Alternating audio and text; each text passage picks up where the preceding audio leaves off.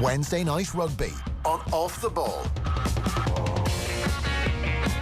Now, very happy to say we're joined by, once upon a time, quite a regular guest on the show, a bit less so now. He is the former Connacht coach, now director of rugby with Bristol there for the past 3 going on 4 years. Bristol, 8 points clear of Exeter. They're top of the Premiership after 19 games. I'm, of course, talking about Pat LAM. Pat, good to talk to you. How are things? Yeah, very good. Thanks, Joe. Joe Gooch. Well, indeed. Well, listen, good you're keeping it up, are you? Oh, yeah. It's we've got a few Irish boys here, and wonderful time. It's bits and pieces I won't forget. For the rest of my life, it was a great time. You popped into my head over the weekend because the Heineken Champions Cup final was on at Twickenham, and Heineken Cup final Twickenham always means Munster Northampton back in 2000. Bad day for Munster, good day for you. 21 years ago, where did that go? I know, it's amazing. There's a lot of banter. A few of the players and coaches were showing me the images that were going up, and they said, geez, you're skinny here and you're a lot younger. And I said, well, time flies, but still young at heart. What are your big memories of that day? I knew that we were massive underdogs because we were fighting on 3 fronts on those days. And in those days, they didn't have, dedicated weeks. So if you're the more successful you are, you ended up playing premiership games midweek. And it's probably where I started all my injuries eventually, because I pretty much played every game. And I was due, when I did my shoulder earlier, I was due for some surgery, and there's a lot of us that were pretty broken. We hadn't trained, but I remember we went out for training that week, and I remember saying to the guys, I could just see it wasn't happening. I said, look, do we really need to do the scrums? Yeah, how many scrums have we hit? I mean, it was Freddie Mendes at the time.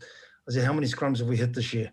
And I said, so do we really need it, or can we make it happen?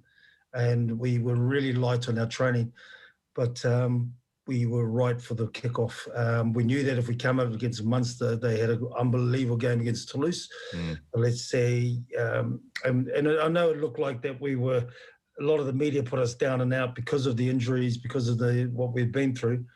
But I remember saying, if we can hit them hard early, go hard early in the first 20 and shock them and hang in there. And that's exactly what we did. It wasn't the 9-8, it wasn't the greatest in that sense, and it wasn't the greatest game. Yeah. But for where Northampton had come from, what they hadn't achieved, it was massive and a nice highlight. Do you miss your playing days, Pat? No, I don't actually, because I treasured every moment of it. I think I'm blessed in that I'm still involved in the game.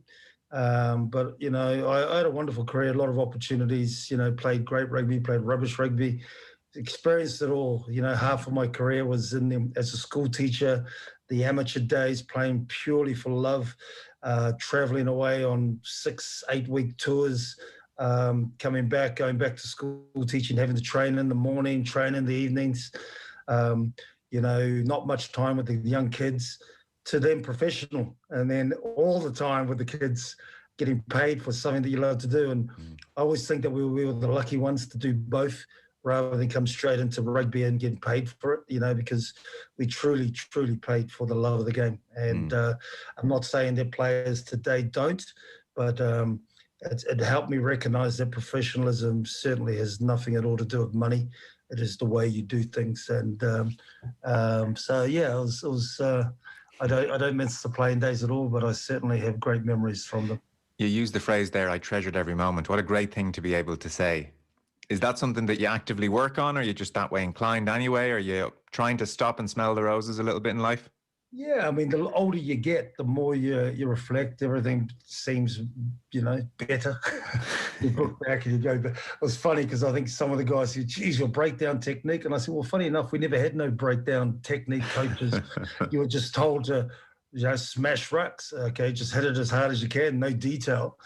In fact, what I did love about playing in the Northern Hemisphere, Dean Ryan and Rob Andrew brought me up to Newcastle, and they said to me, look, the way you play, you don't have to hit rucks. There's a lot of guys hit rucks. You just get in amongst the backs. And I remember I ended up scoring a lot of tries. I think someone in Newcastle talked about all the history of Newcastle, and I think I scored a lot of tries. And And people literally said, you hung out on the wing. And I said, yeah, I did, because I was given the license, just play in the backs. And it was great. It was really enjoyable, and probably being able with professionalism go to different teams. And I think one of the things I've done, when I look into my coaching now too, is that when you played in the amateur days, similar to the Gaelic games, you play for your school, you play for your province or your county, and you play for your country, nothing else. So loyalty and all that was easy, because but the moment professionalism came in, you moved, because it became a job and you traveled. But ultimately, what you're trying to do, and the reason why you connect with the team that you play for, because you can't, in those days, if I'm from Galway, I can't talk to a Mayo person and say, come on, you got to play for Galway. But what you can do is, or from Connacht, they can't get a Dublin guy say, man, it's all about Galway and the west of Ireland. But what you can do is connect them to the people from there, and the kids from there, and the community from there. Because for me as a player, when I went to Newcastle, it was the first time I moved to Crusaders, and then to Northampton, I needed to connect. That's why I got in the community, to meet the people and see what it means to them. So I knew 5 minutes from the end, we're desperate to win, or we have to put the bodies on the line. I knew what it was for these people. And that's what sort of why with Connacht, with Bristol, connecting the players to, what the team is about is an important part of, I believe, what we do. One last one on your playing days. I do want to talk to you about how the season's going, and it's going very well for you, but it just, the way you talk there, things like passion and loyalty and all these, very powerful emotions. What was your proudest day as a player? I don't mean necessarily most successful, but a proud day for you as a player, and why? 91 World Cup. We beat Wales. Massive. Obviously, people talk about it now, but I think it wasn't just the game. Obviously, it was a big game, but what it did for Samoan people. I mean, at that stage in the 90s, I'd come through, New Zealand at that stage as well, and since I've been born and brought up in New Zealand. But Pacific Islanders were seen as the factory workers, the lower class, and so forth. And I knew it because I was a school teacher, and a lot of Pacific Island kids. And after doing that, it made not only Samoan people, but Pacific Island people extremely proud. And I could see it. And even young kids saying that, Mr. Lamb, I'm going to play for Manu Samoa now, going up, and people could put their shoulders back and say, I'm going. And I know in the 80s, 90s, it wasn't necessarily, particularly 80s and 70s. They had dawn raids, they had all of those days back in New Zealand. So that was a proud moment that specific people got extremely proud of what happened there. And through the 90s, certainly, Samoan rugby was we were right up there. So that's what we did there was special. Yeah, no doubt. But over the way, I think before then we had only had Wales was the only tier one country that invited us to play an international. If you have a look after that 91, All Blacks, Australia, we started getting all these invitations. It opened the doorway for Samoan rugby. And actually, a connected point to that, here we are in 2021, and the last couple of years in rugby, there's been so much talk about the international game and how it should be formatted and who should play where and when. Do the Pacific Island nations get a voice in all this? Are they largely ignored? Is there a kind of cozy cabal looking after the tier one guys? What's your sense of that? I think that's been the big thing, is around the voice and making sure that there is a bigger voice for the Pacific Islands. I think when you look at the percentage of Pacific Island Polynesian players playing the game at the highest level around all the competitions, influence and all the, who would have thought, any of the UK teams and Irish teams have any Pacific Island influence. And but that's the nature of where of South Sea Islanders. They travel, and it's amazing how many Polynesians I've run into in remote places of the world. They're everywhere. But it's it's certainly a representation would be a better representation. But I think most importantly, back in the islands, I always talk about the governance. It's like anything, you got to change the governance. You got to ensure that you can give as much money, but what is the structures like? And the same when I've come here. At the moment, I'm in the process of realigning the Bears women. They were out here. The academy was out here, but changing the governance to bring them all aligned, then we can actually make genuine improvement and put structures in place that outlive all of us that are going to go and come and go, put it in place. And similar to what we're doing at Connacht, put things in place that anyone leaves, the next person comes in, they understand what we're about and what we do. Mm. So, Director of Rugby at Bristol, 2018 promotion, 2019 you finished 9th in the table, 2020 3rd, lost an away semi-final to Wasps, and also won the Challenge Cup, and as of this year, top with a few games to go. Happy? Happy, but not satisfied. I think I put together a 5-year plan, and we're third year. The first year didn't count because when I made the plan for Steve Lansdowne and Chris Boy, I signed in December, I think 2016, and they were in the Premiership. By the time I arrived at June, they'd been relegated. So the first year was about getting back up, which was good. And then we started the plan, but every year set the goal higher, the bottom line. And, 3 years now in the Premiership, we've ticked all of those goals. And the reason why I did it is because I wanted to ensure that we were improving areas and not getting comfortable. And so, we're tracking nicely. But as I said, the boys know and the staff know complacency will kill us. And, it's about pushing the next, raise the level, everyone raise the performance. And if we keep doing that, we keep growing. Mm. How are you changing as a coach? Would say some of the Connacht boys, if they were to see you in action now in 2021, would they notice a difference in how you are? I'm older. I got a beard. I think fundamentally, because I gave all the Connacht players and all the Bristol players and all the Bristol and Connacht staff my coaching philosophy. And the reason why I give them exactly my coaching, why I coach, is because they have real clarity as to what I am. And more importantly, they can keep me accountable to it. So the fact that I haven't changed my coaching philosophy from Connacht to Bristol, is because what I've changed is my experiences of meeting people, like I'm just meeting new people, but fundamentally the way I do things around relationships, around building community, around guys connecting people, very, very similar.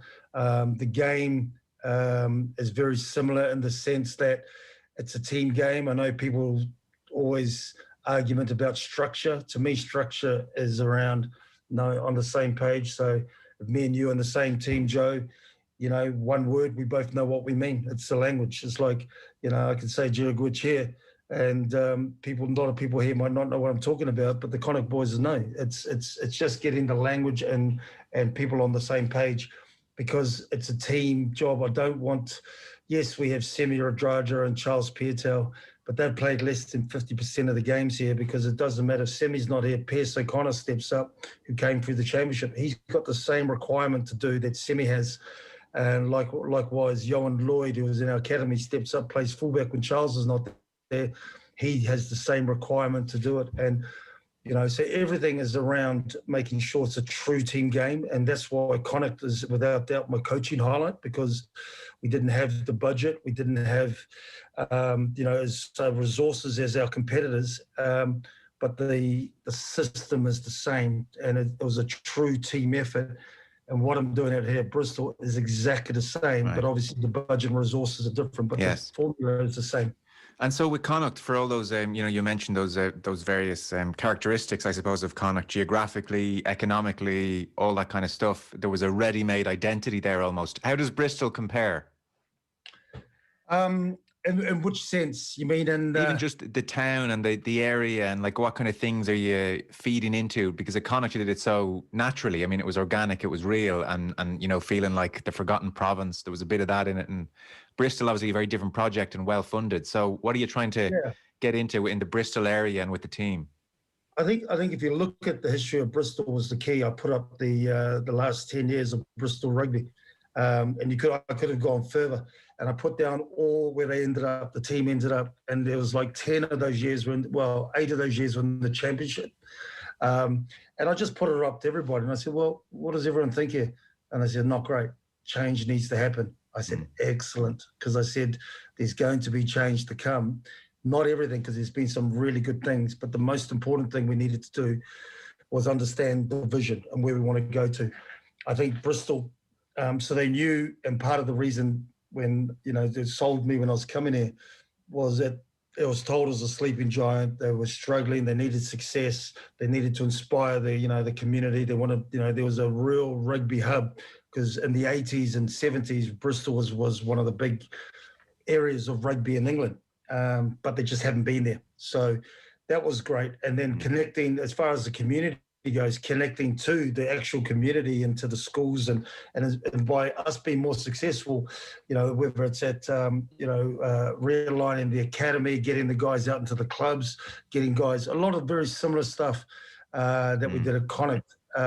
Suddenly players got connected, community got connected, and all of a sudden people are going, well, these guys are real. And I said, well, they signed up to it, What I always remember most strongly, I suppose, from your Connacht days is the way you went about improving skill sets. And we're talking here about players in their mid-20s, late 20s, who I think would have been of the opinion probably that I'm fully formed now. This is just who I am. And before they knew it, they were taking a rugby ball home with them because their coach was making them do it. And we saw it come to fruition.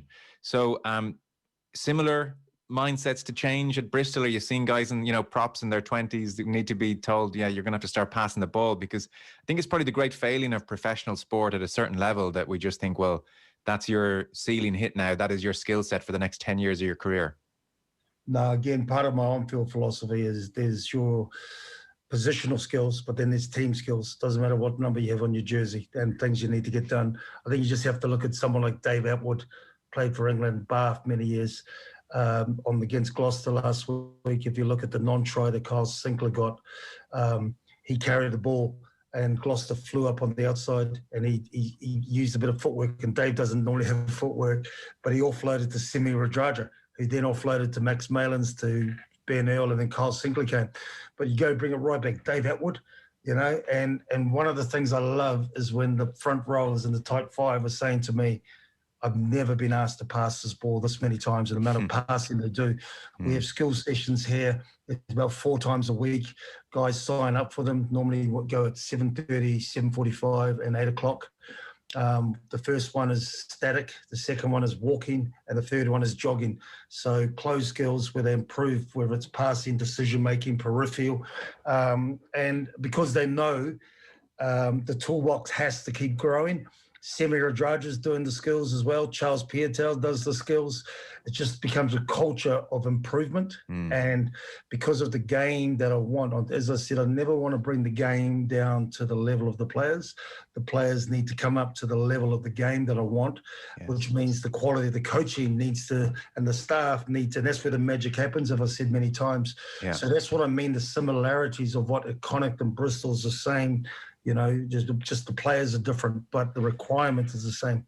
It's such an interesting thing to hear, and it makes such sense to listen to you talk this way, because so often, to use a high profile example, and I'm not inviting you to create a headline here or anything, but Jose Mourinho, to use, somebody who's achieved great things. I don't know how closely you follow football, but even recently when he's departing at Spurs, he's doing his interview saying players aren't good enough, and he's being asked, how come you had great success a couple of years ago and you're not having it now? And he said, same manager, different players, as in I'm as good, they're not as good, kind of thing. And that mindset is coming from like one of the great coaches in the world. Kind of extraordinary. I use this, and the coaches know this. The magic happens, and this is what I look for in players. And remember, I didn't know many of the Connacht players. I didn't know many of the Bristol boys when I first arrived there. But I don't look at them. I'm looking for coachable, big dreams, highly motivated by big dreams, coachable. If I've got that, and then I get quality staff, bring them together, that's where the magic happens. So if a coach turns around to me, so Conor McPhillips says to me, oh, he can't do that. He's not good enough. The issues with Conor, the issues with the coach. Right.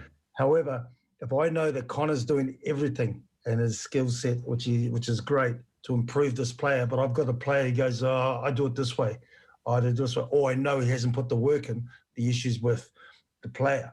But the magic happens when he's hungry and motivated, and I got great staff. Boom, away we go. And that's what I believe happened in Connacht. Great. And my role is to ensure the program is really good.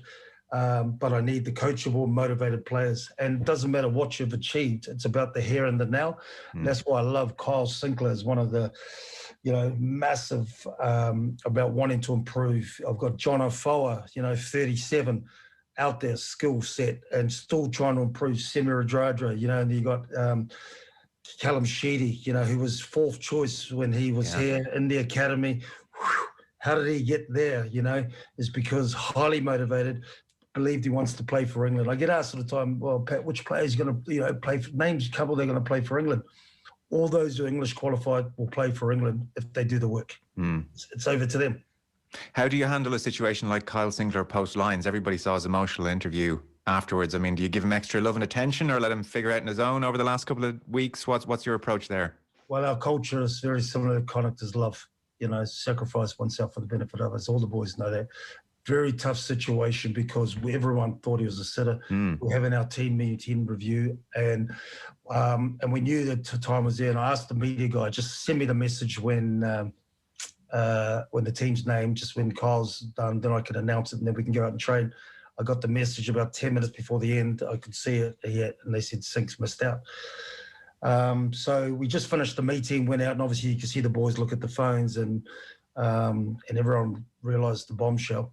But also I went down, got my stuff. By the time I got on the field, Kyle was already warming up, and he just gave me a hug and he said, mate, all good, I'm going to use this for good. And he just got on with it. He trained superbly that day, sent out a classy tweet about it, and then played a man of the match against Bath, and it's just gone on. He's, from a distance, people have opinions of players, and I had the same with Irish players and stuff. And it's like when I played, I didn't like players because they're on the opposite team, or whether they're in the Canterbury team, or whether they were Leinster players, and we're but you get to know people completely different, and people's actions when you get to know them is what is impressive. Yeah, look, life has its disappointments, doesn't it? That's the reality. That's what makes the great players, the disappointments and the bounce back. How's your forwards coach, young John Muldoon, getting on? Mate, honestly, really proud of them. I mean, you look at our forward pack, look at the stats, people dig a bit deeper. We're the only team to concede only one. Well, it was a penalty try that we gave against Quins so we haven't actually conceded a more try. I mean, you think about how many teams, you look at all the teams, Leicester's, the more, for us to do that. And then we've also got the most more tries. That's right. John Muldoon. I think you look at our forward pack and the way they're going, John's done a great job. He's transitioned seamlessly. Firstly, I brought him through to defence, which is great because he built relationship with the whole squad, and now he's doing his forward. So, it's the plan is with John similar to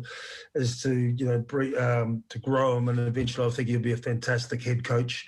And the same with Connor McPhillips. Connor's done a great job, from the guy that I wanted to get rid of when I first arrived because he was analysis. I wanted to bring mine from the Blues, Super Rugby, but realised we didn't have the budget and I had to keep him.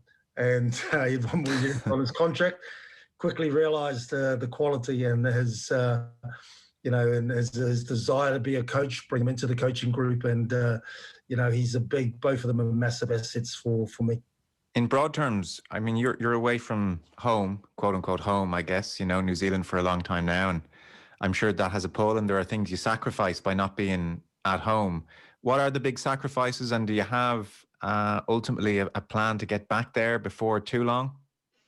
Well, to me, home is where my family are. Okay. Like I've always said that. Obviously, the biggest thing with technology was FaceTime and Zoom, and with my parents, that's my main concern. But the issue up here is the holidays of July, and July I'm not great in the cold. I love the summer.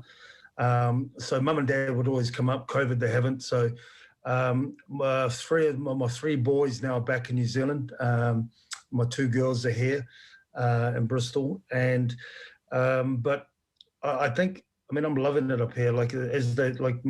Yesterday was my fourth child's 21st birthday, so they've grown mass fast, and it's easy to get back, but I love the job. It's a real passion, so I just feel blessed in what I'm doing. I actually don't even see it as a job. I think how long I want to coach. as long as I keep enjoying it, and I can't see that ending for a while, you know. And but I believe I'm in a great, probably one of the best jobs ever I have here, because as a coach, it's what's above you is what can hinder you and what's around you.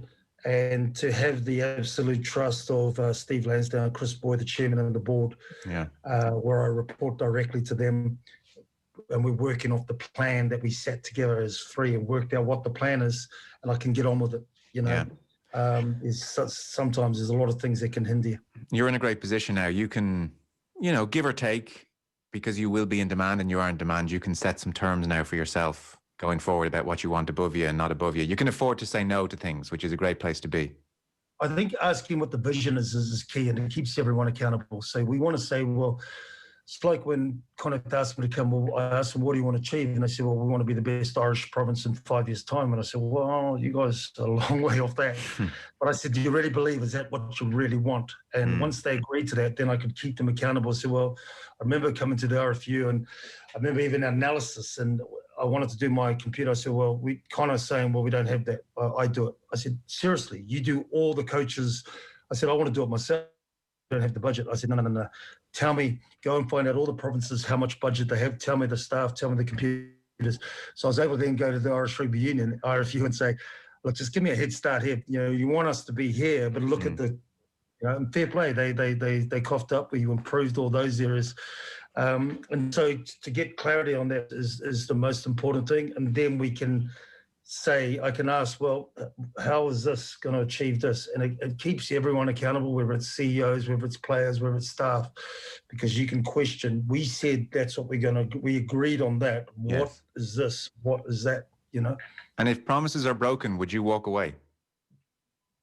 It's not. It's about keeping people accountable. Like it ultimately, performance, everyone has to be accountable to their performance. You know, even how I say to guys, I never mix performance and relationship. Relationships are massive to get the performance, but ultimately, whether you're a player or staff or myself, we judged on our performance. Of course, we don't always get it wrong. We make mistakes. We're human, but we got to make sure that support is going to help that person to achieve it. And if they still can't, then you need to make change. But I think I would never go into a job, because that's the job. I want to know what is the main thing we want to achieve. Then I'll put a plan together. We all agree on the plan. Boom, let's make it happen now. And everyone is accountable to make that happen. That's why I said to Steve Lansdowne, if you want someone to coach rugby, you got the wrong person. If you just want to do the rugby, don't get me wrong, I will coach because it's my passion. But I said I need to ensure rugby game culture. So I'm fortunate to look after everything concerning game culture leadership with Bristol Bears. And that, because those to me are the three non-negotiables. Well, listen, you're a busy man. It's great to get your time. Best of luck over the remainder of the season. Obviously, big few weeks coming up for you. Pat Lam, thanks so much. Guru Margaret, good to talk to you again. Thanks, Joe. Wednesday Night Rugby on Off the Ball.